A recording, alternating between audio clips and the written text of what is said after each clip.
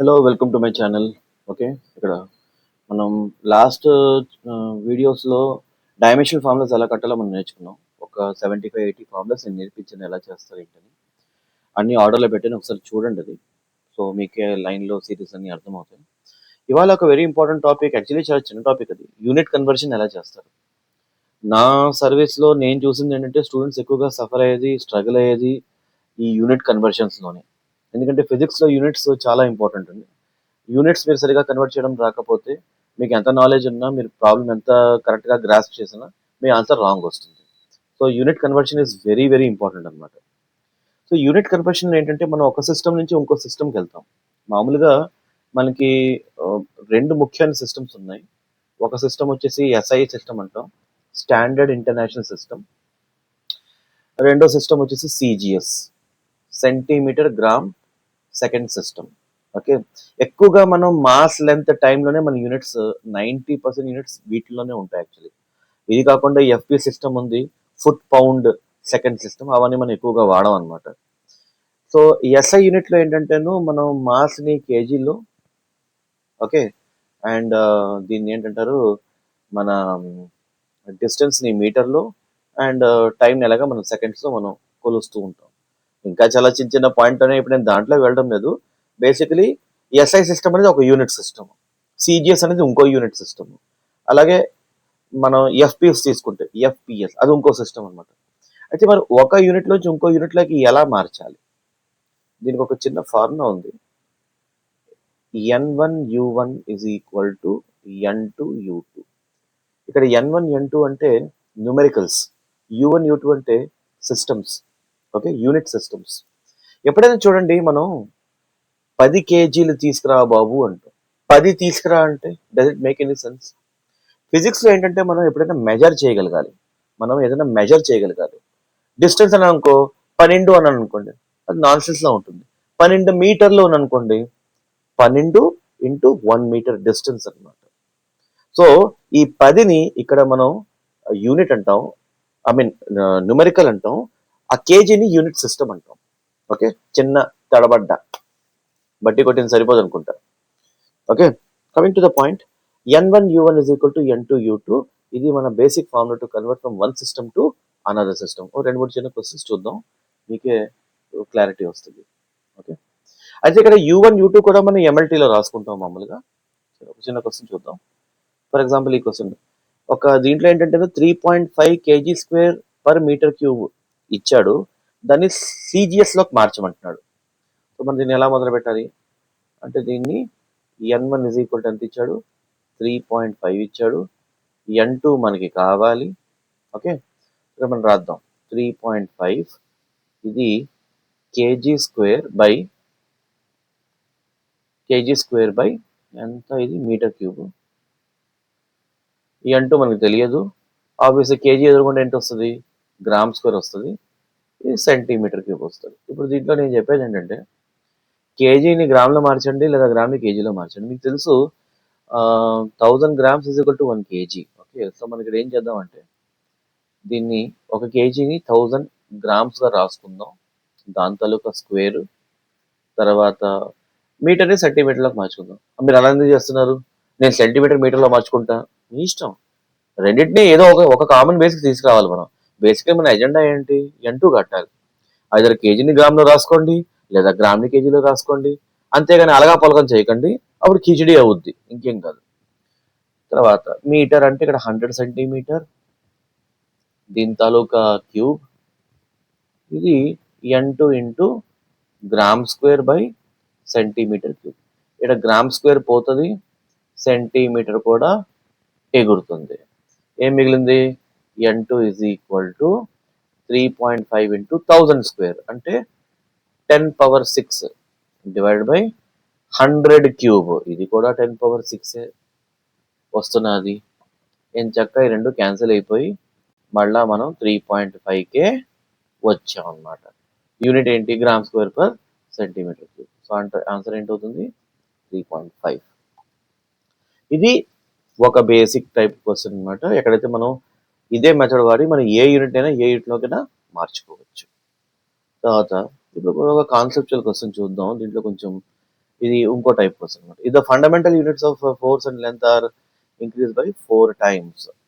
Energy ఎలా effect అవుతుంది? ఇప్పుడు మామూలుగా ఎనర్జీ ఎలా వస్తుందండి? ఎనర్జీని ఫోర్స్ ఇంటూ డిస్టెన్స్ అనుకున్నాం మనం. ఓకే. సో ఇప్పుడు E1 రాశాను అనుకోండి. E1 ఏంటవుతుంది? ఇక్కడ ఈ F1 ని F అనుకుంటే తర్వాత ఫోర్స్ F2 ఇంకో సిస్టంలో 4 టైమ్స్ అయిపోయింది. దీన్ని మనం యూనిట్ గా తీసుకుంటున్నాం. ఓకే. అండ్ ఈ L1 ని L అనుకుంటే ఈ L2 కూడా 4 టైమ్స్ పెరిగింది. ఇప్పుడు మనకి E1 is equal to E2 అవుతుంది కదా. ఓకే. ఒక సిస్టమ్ నుంచి ఇంకో సిస్టంలోకి వెళ్తున్నాం. ఓకే. సో ఈవెన్ లో ఏమొస్తుంది మనకి F into L is equal to N2. ఇక్కడ ఎలాగ ఏమి ఇవ్వలేదు కాబట్టి N1 కాస్త మనం 1 తీసుకోవచ్చు. ఎఫ్ ఇది 4F, ఇది 4L. ఇక్కడ ఎఫ్ ఎల్ క్యాన్సిల్ అయిపోతే మీకు ఏం మిగులుతున్నది? N2 1/16 అవుతున్నది. So it is decreasing by, ఉన్న వాల్యూ కాస్త తగ్గింది కాబట్టి it is decreasing by 16 times. Okay. ఇది అయిపోయింది. ఇంకోటి చూద్దాం. The value of universal gas constant G value CGS లో ఇచ్చాడు 6.67 × 10⁻⁸ డైన్ సెంటీమీటర్ స్క్వేర్ గ్రావిటీ ఏంటది? గ్రావిటీ కాదు, gram to the power of -2. Dyne ఏంటి? డైన్ అనేది ఫోర్స్ తాలూకా CGS యూనిట్. ఇక్కడ ఒక చిన్న మీకు మనం అది డిరైవ్ చేయొచ్చు, కానీ నేను ఇప్పుడు మీకు రిజల్ట్ ఇస్తున్నాను. ఇది ఎలాగంటే 1 newton is equal to 1 lakh dynes అనమాట. దీన్ని మీరు N1 is equal to N1U1 is equal to N2U2 వేసి చేయండి. అంటే kg metre per second square కదా, దాన్ని gram centimetre per second square లో మార్చండి. Gram kg metre per second square, gram centimetre per second square లో మారిస్తే ఇదే వస్తుంది అనమాట. ఇది మీరు రిజల్ట్ గా గుర్తుపెట్టుకోవచ్చు. ఇప్పుడు వాడు మనకి CGS లో ఇచ్చాడు. అండ్ నెక్స్ట్ లైన్ ఏమంటున్నాడంటే what is the value of the system wear the unit of mass is 10 gram. మామూలుగా మనం 1 గ్రామ్ తీసుకుంటాం, 10 గ్రామ్ అయితే పరిస్థితి ఏమిటని అడుగుతున్నాడు. అలాగే యూనిట్ ఆఫ్ లెంత్ 100 సెంటీమీటర్ తీసుకుంటున్నాడు, మామూలుగా మనం 1 సెంటీమీటర్ తీసుకుంటాం. And the unit of time is 10 seconds. First of all మనకి G తాలూకా డైమెన్షన్ ఫార్ములా రావాలి. సో D తాలూకా డైమెన్షన్ ఫార్ములా ఎలాగొస్తుందంటే force is equal to G into m²/r². m అంటే మాస్, r అంటే డిస్టెన్స్. సో G ఎంత వస్తుందంటే F ఇంటూ r²/m².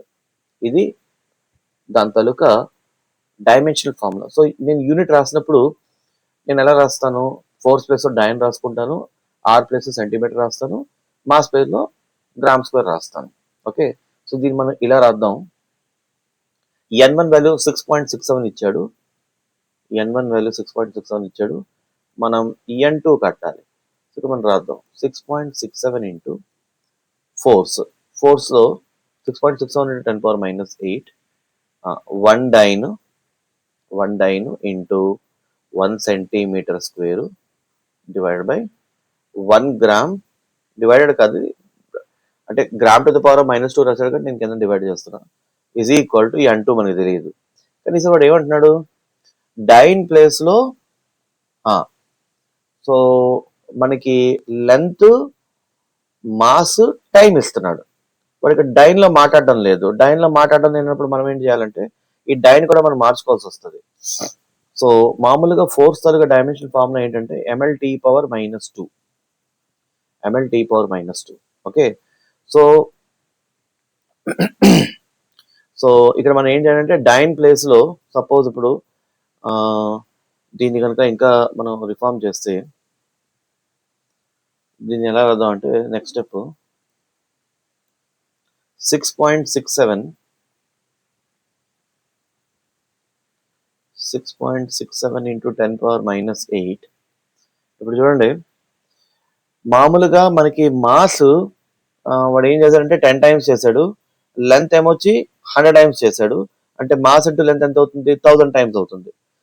ఓకే. ఇది 1000 m ఇంటూ l ఎంత అవుతుందంటే 1000 టైమ్స్ m ఇంటూ l అవుతుంది వేరే యూనిట్ లో.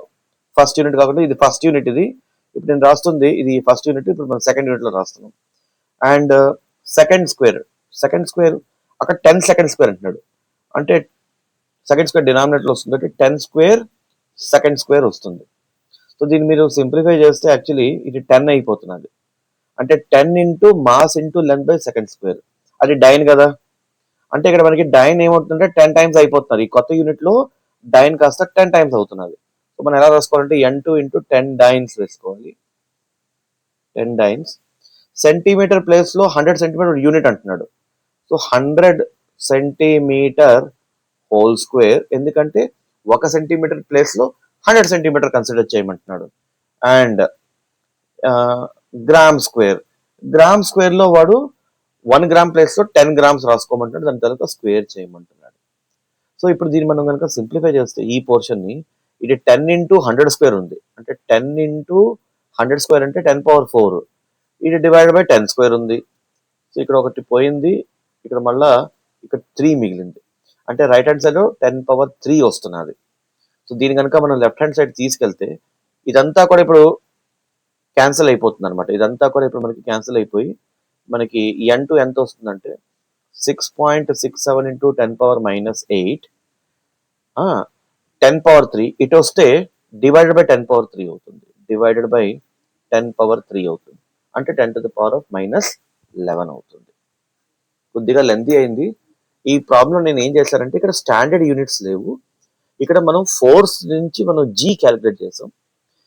ఆ జీని యాక్చువల్లీ మనం ఇప్పుడు ఫోర్స్ తాలూకా యూనిట్ డైన్స్, డిస్టెన్స్ తాలూకా యూనిట్ సెంటీమీటర్స్ ఇచ్చాడు, and mass taluka unit grams ఇచ్చాడు.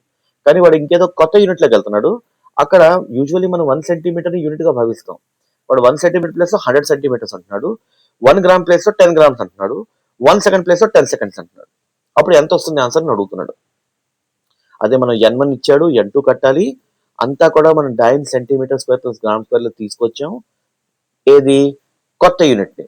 అప్పుడు మనకి రైట్ హ్యాండ్ సైడ్ లో ఒక ఫిగర్ వచ్చింది, అది 10^3 వస్తున్నది. సో దాన్ని మళ్ళీ లెఫ్ట్ హ్యాండ్ తీసుకెళ్తే మనకి ప్రాబ్లమ్ సాల్వ్ అయిపోయింది. ఓకే, సో చూస్తాను, దీని వీలైతే ఇంకొక వీడియో చేస్తాను. బట్ ఇది బేసిక్స్ ఆఫ్ ఎలా మనం ఒక యూనిట్ లోంచి ఇంకో యూనిట్ లో మార్చే పద్ధతి ఏంటో అది నేను ఈ వీడియో మీకు నేర్పించడానికి ప్రయత్నించాను. వీడియో కనుక లైక్ చేస్తే మీకు నచ్చినట్లయితే లైక్ చేయండి, నలుగురికి చెప్పండి, జ్ఞానం పెంచుదాం. ఓకే, ఓకే మరి ఉంటానండి. నెక్స్ట్ వీడియో వరకు మనం మళ్ళీ కలుద్దాం.